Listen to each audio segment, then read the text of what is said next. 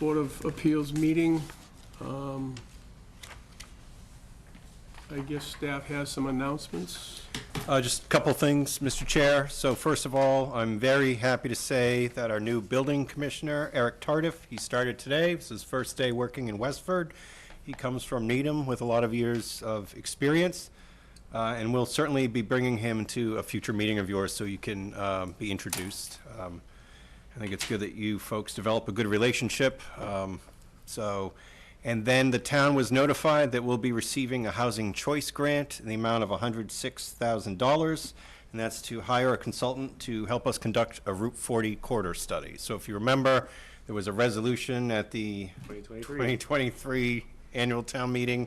You recall there was a citizens petition to rezone some of that area. And there's been friction along Route 40 between the residential and the non-residential, so town meeting asked to sort of do a corridor study, and we finally were able to secure a grant to do that. So one of the things you might want to think about is how much, if any, role does this board want to have. We'll probably be looking to establish an advisory committee, and so maybe you don't have to decide now, but sometime early next year, does the board want to have a voice in that process? So think about. Does that study go from end to end on the Route 40 in Westford? Yep, we're looking end to end, and you may get very different.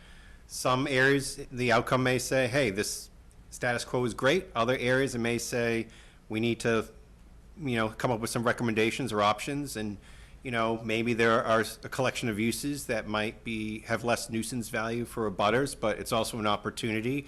If you can find uses that make sense, it could be economic growth, and if it's compatible with residential or other uses, the whole point is to just see what the options are, what makes sense, see what the problems are, and are there any possible fixes. So,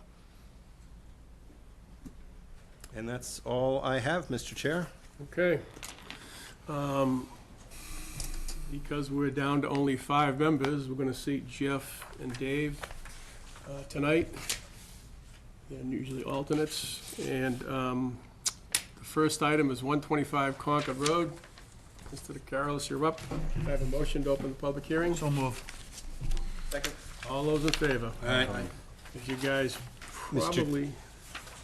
Chair, is this not a public hearing, right? This is so can I give a very brief background? Yeah, all right. yeah. So the board did previously grant special permit relief for 125 Concord Road, and under normal circumstances, that approval would have expired, but recently there was the third Permit Extension Act brought forth by the state. I'm not sure if you had benefit of the advisory. If not, we can send it to you from KP Law. But basically what this did is it revived the prior approval. It grants like a 2-year extension, and we're still within that 2-year window. So the simplest thing for Mr. DeCarolis, he would like to take the prior approval, and he's going to request some modifications that he believes are actually less intense than what you already approved. This would be the simplest, most straightforward process, is to take advantage of the existing decision. If the board can find that it's a minor change, then they can act on it at a public meeting such as this. So, but if you're wondering why, wasn't that so long ago? This is the reason it got revived from that recent third Permit Extension Act. How long ago did we approve that? You approved this in So it's been a while. October of 2019. Okay. So you had 3 years from that, and this got revived. We're still within the window of opportunity for the applicant, so. Perfect. You're up. Yeah, the house that I'm proposing to build here is a smaller house, so it's a less intensive use of the land. The former applicant, he had an ADU in the basement. Also, I'm not asking for that. I would like the option to finish the basement. I don't know if I'm going to, but I at least like the option. Still, overall, smaller house all around, whether I finish the basement or lot. So it's a less intensive use of it. The septic that was approved formally, same exact design, nothing's changed with that. Board of Health is okay with it. I'm not looking, it's a 4-bedroom system, not looking to expand to go with a 5-bedroom system. So it's smaller footprint compared to what you guys already approved. Okay. As I recall, somebody was gonna do this house, it was a big house, and they were gonna put an elevator in it, you remember this? It was pretty. I heard rumors of that. Yeah, it was an elevator, and it was quite the deal at the time. So, I mean, I see no issues with putting a smaller house on that piece of property. I mean, the plans are pretty straightforward. Yeah. You're well within the setbacks. Question? So you don't have to open it to the public, but you can, but the appropriate action tonight would be the board to make a finding that it's not a substantial change. And if you want to authorize it, authorize us to administratively do that for you. So is there anybody in the audience that wants to speak in favor of this or against this? Seeing none. So,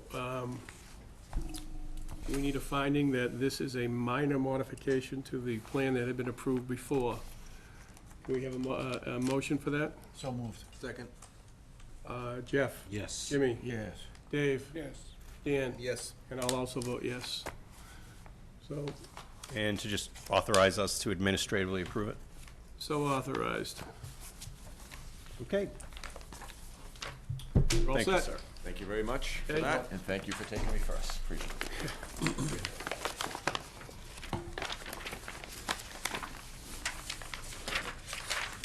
Okay, the next item is a continuation of 4 Hildreth Street, requesting a minor modification regarding impervious surface.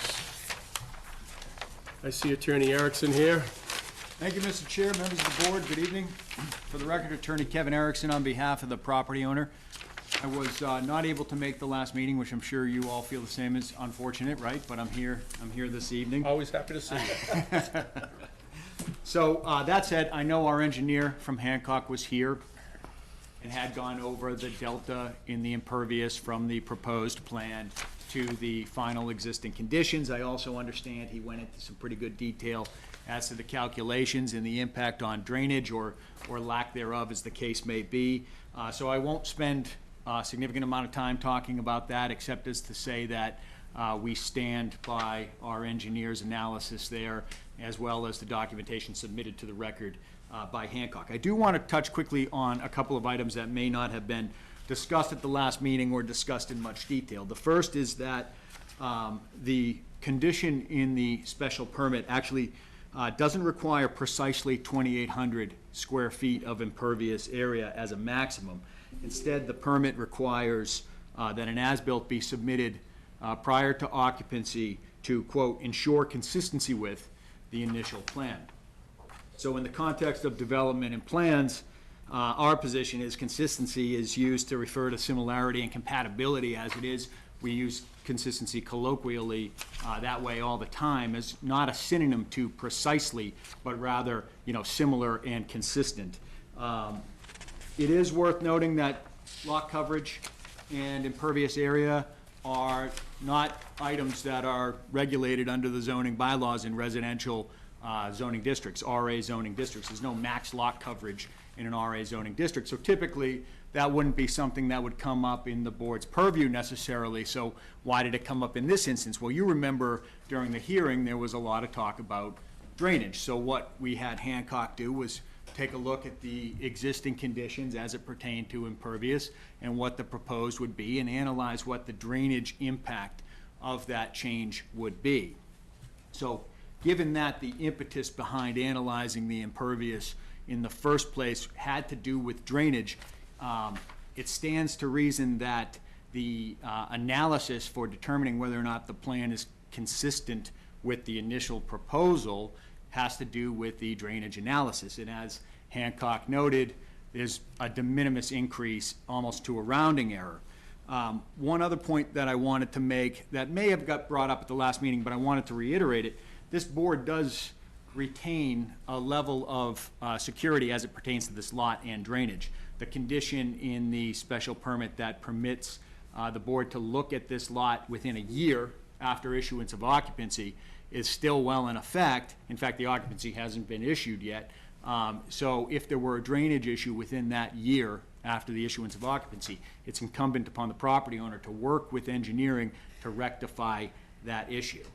We are confident, however, in the drainage calculations of Hancock. And the last thing I would mention is one of the reasons we're supremely confident is since the last hearing, again at the behest of the board, town engineering did review the drainage calculations provided by Hancock and came to the same conclusion. In fact, they noted that the difference was de minimis and, as Mr. Sterrett put it in his report, negligible.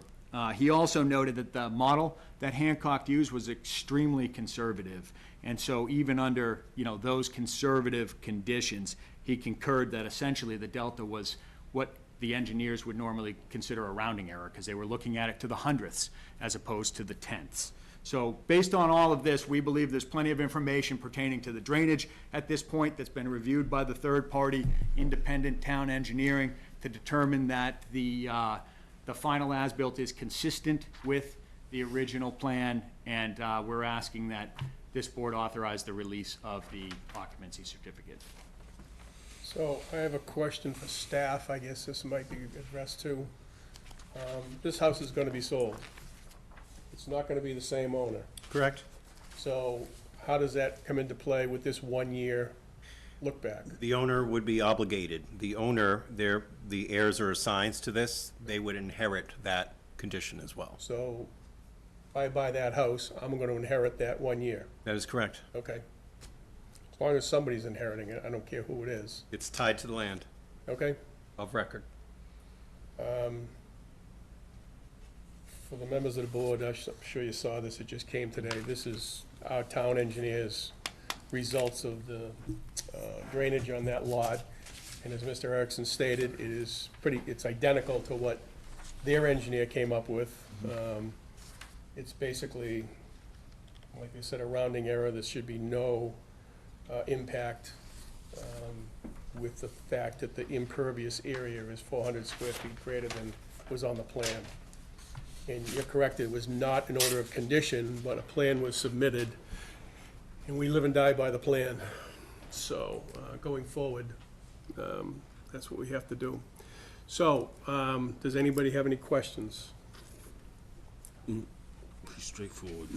Anybody in the audience want to speak in favor or against? Okay, so based on the fact that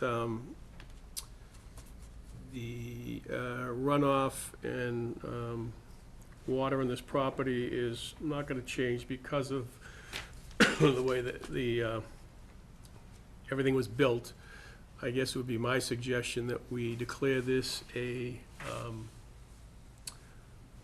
minimal, what's the terminology, Jeffrey? Minor modification. Minor modification, as opposed to a major modification. Or you could simply find, based with benefit of engineering department review, that the as-built condition is consistent with the approved plan, and you can authorize us to sign off on occupancy. So, based on that wording, we have a second? Second. Jeff? Yes. Jimmy? Yes. Dave? Yes. Dan? And I, so will also vote in the affirmative, Thank you, gentlemen. based on the engineering that has been submitted. Merry Christmas. Merry Christmas. Take care.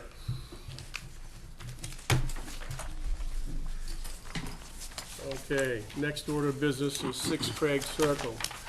And again, this is, they're coming in front of us for us to determine whether this is a minor modification or it needs to be determined to be a major modification and refile for the new variance. Once again, Dave and Jeff will sit on this. Tell us your name and what you've come to tell us. Michael Chineku, here to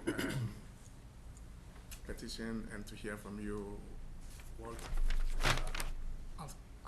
outcome of the application on this project will be. So, a bunch of the board members have been down and viewed the bump out, as we're calling it, Okay. and it clearly wasn't done right. Your story about the rock in the hole is clearly not right. So, you know, if you were off by 6 inches, 8 inches, 10 inches, that's a minor building tolerance, as they say. But to be off by 3 feet is clearly not a minor building tolerance that happens in the field. So, in my opinion, this is gonna be considered a major modification. And I'll let my other board members also chime in as to what they feel. So, Dan, Jeff, Jimmy, Dave, Yeah, I'd asked last time that the applicant consult with the neighbors as to, did they have objections or comments relative to this? Did you get any feedback We whatsoever? did send a notice out to abutters a couple weeks ago. We didn't hear anything back from anybody. I did ask the applicant today if they had a chance to speak with some of the residents. It sounded like you did towards the beginning of the project.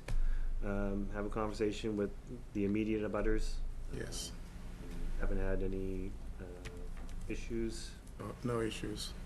Well, any comment, did you consult with your neighbors?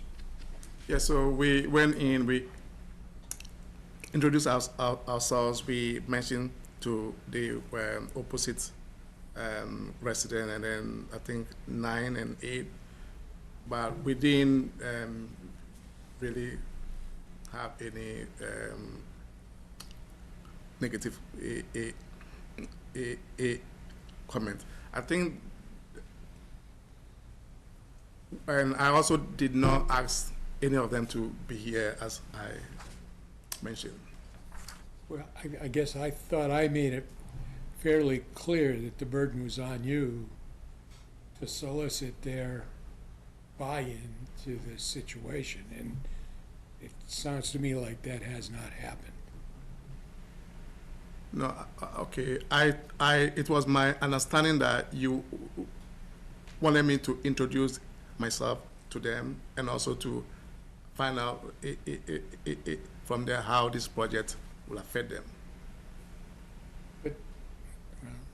But typically, someone in your situation would come with either some of your neighbors in attendance or with some evidence that they are saying they're good with what you've done. Yeah, I didn't invite anyone here.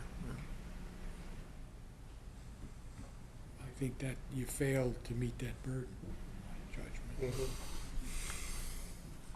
anybody else got a comment? Well, I reviewed online all the application that you submitted for your building permit and such. Are you pretty familiar with the building plans that you submitted? Yes, I am. Okay, because it clearly shows on the plan 5 feet. In actuality, you went and built 6.5 feet. Is this the case of your brother who's in New Jersey not overseeing the project?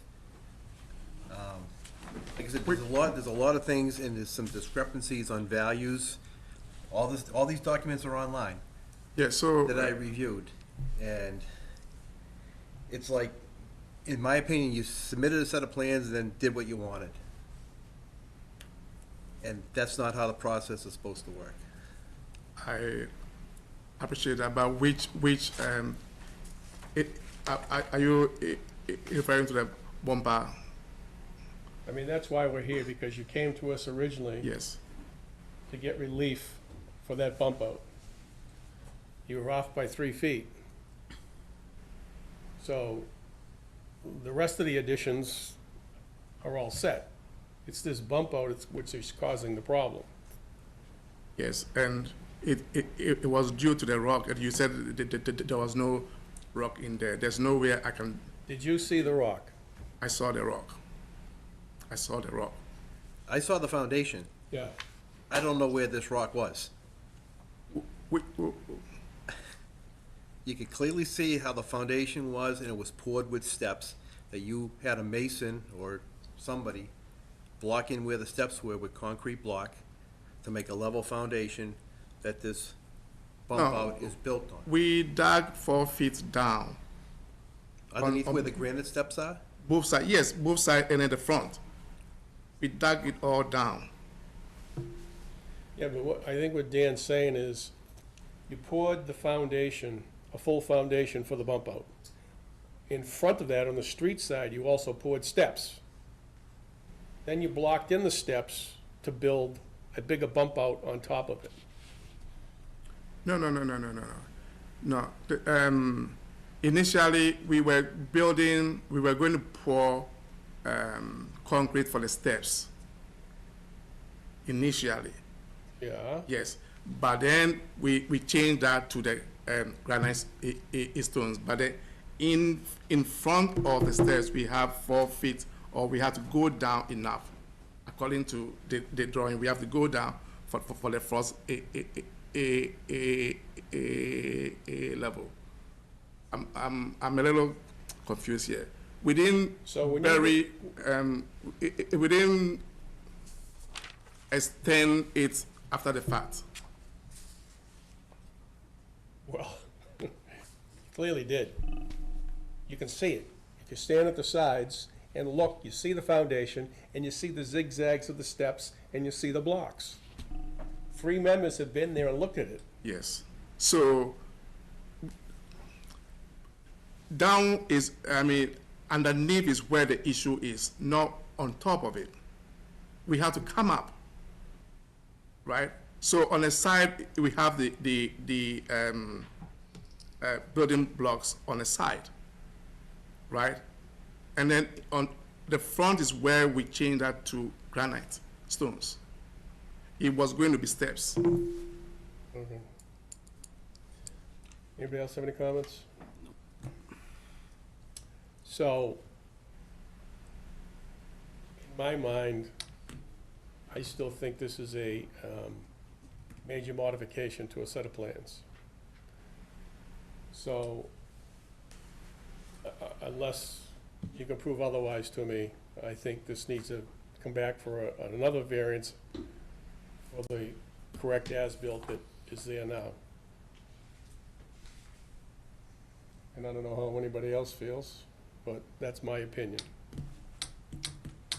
That's how I interpreted it when I looked around out there.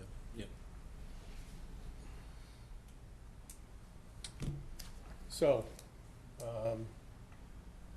So are you saying that we didn't come across any rock underneath?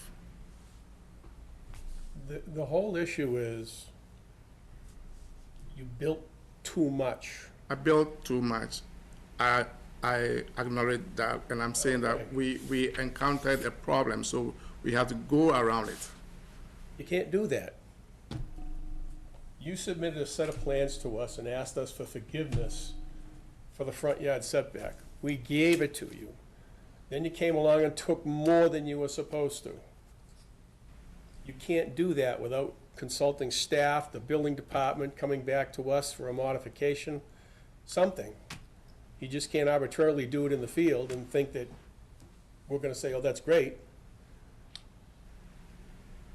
So, at this point, if this board votes that it's considered a major modification, one of your options is you can fill out the paperwork again for another variance to be 41 feet instead of the 44 feet, and go through the process all again, come back to us, and we either give it to you or we don't. Yeah, it was my first project, and clearly I made a lot of mistakes on the first one. So I'm pleading with the board to grant a forgiveness on these subsequent ones. I'll make sure that we follow the plan as. So we just arbitrarily can't say, okay, yeah, you're greater 41 feet. We have to go through the process again, notify the abutters. So it's just not up to us to say, yeah, you're all set. There's a legal process that has to go along, and that's what we have to do. Because everything gets recorded, and someday down the road, if you sell that house and it's not done right, you're gonna have a big issue. Yeah, no, but it's done very right. So that's the way I feel. I think Mr. Britko said the same thing. Mr. would Valcourt, So there's three that are saying it's not a minor modification.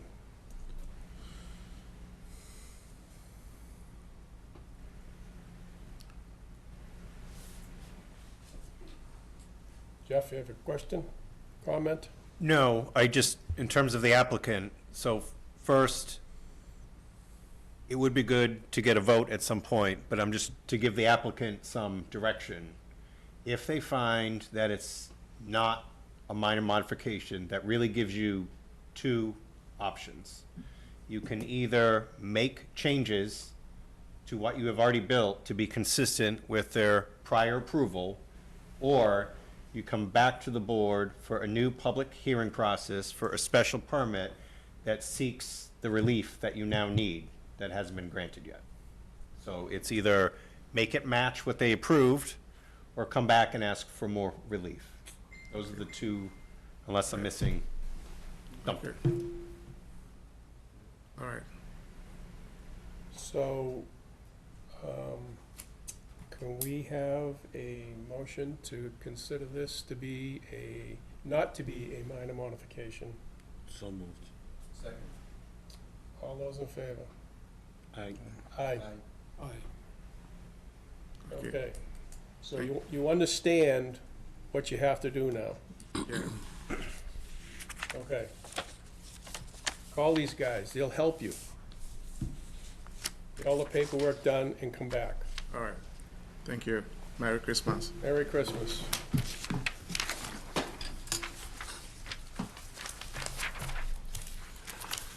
All right, the next item on the correspondence and update is bad news and bad news.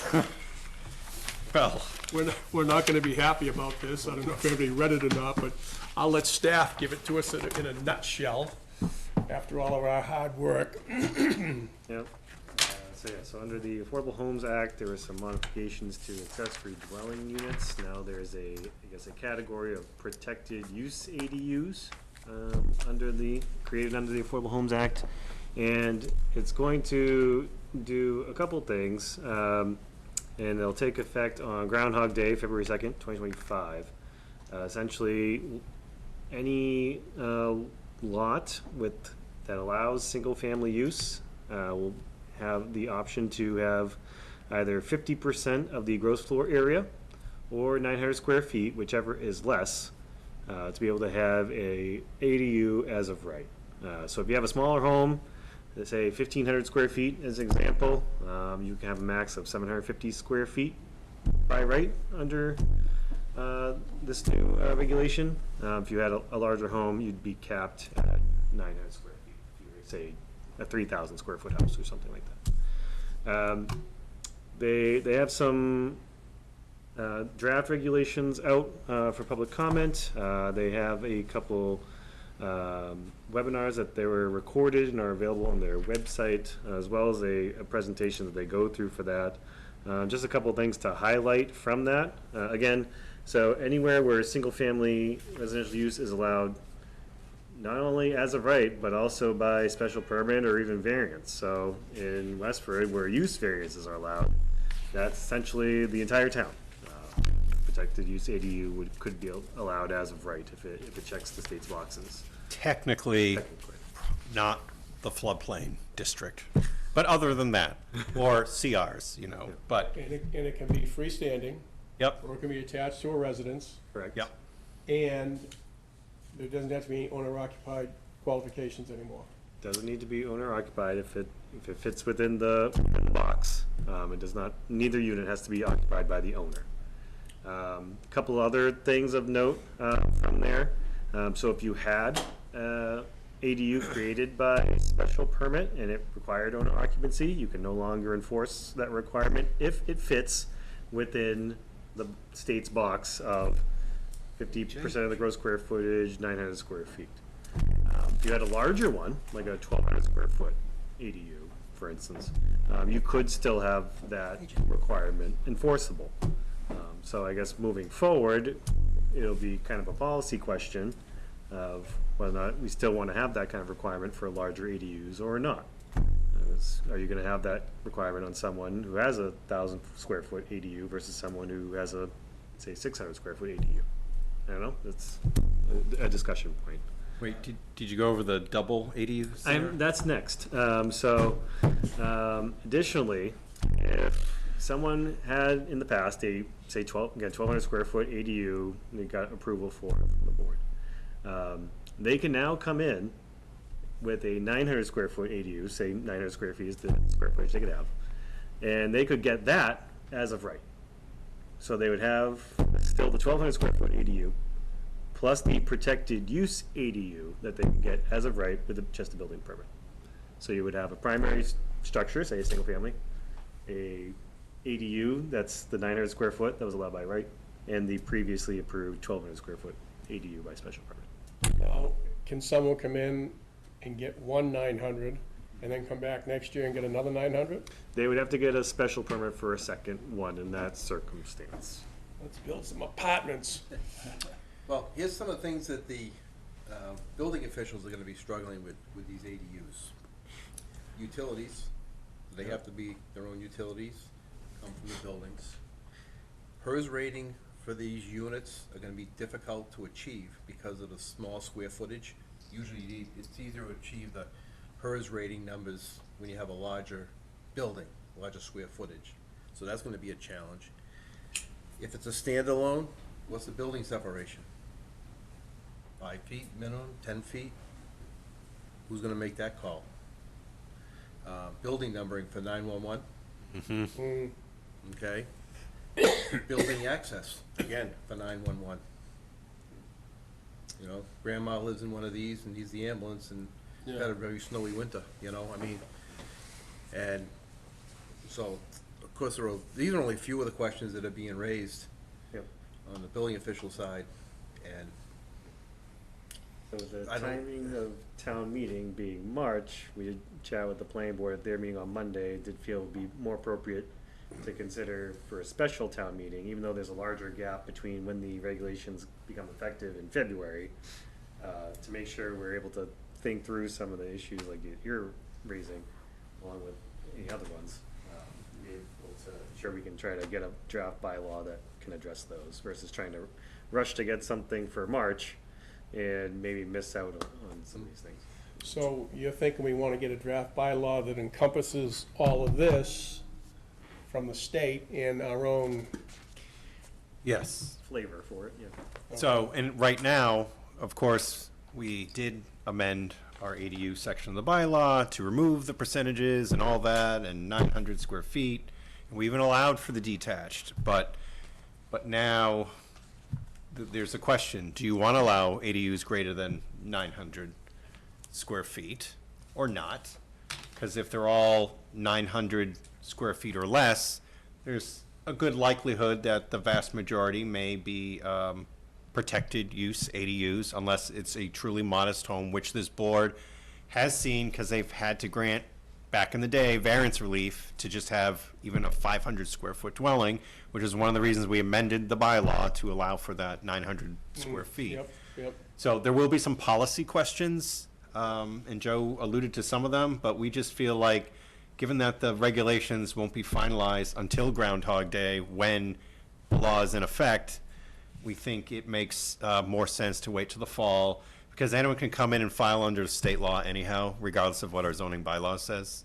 So, but we do want to come up with something thoughtful that, you know, we have time to actually think about. We want to know how much input, you know, it does make, in my eyes, you probably want to have a lot of input from this board, because you were the special permit granting authority. So we would think you'd want to at least share input with the planning board, whether it's jointly sponsored or not, you know, maybe we just vet some of those high-level policy questions separately and combine them and see where there's agreement and what makes sense. But I don't know, I feel like March 22nd would be too rushed for a public hearing process now. Because We it's don't- only 94 days away, so. Yes, thank you, Joe, 94 days, so. And we only have one zoning bylaw amendment that we know of for the spring. It's just updating a flood map that'll be effective, that we knew about, and that's just to maintain our status as a flood insurance community, so just a changing of a map. So we took Yep. over the model language at last town meeting, so now we'll just update the map reference, cause they make you have to do the specific map reference instead of just saying as amended, so that way, you know, you could just have it.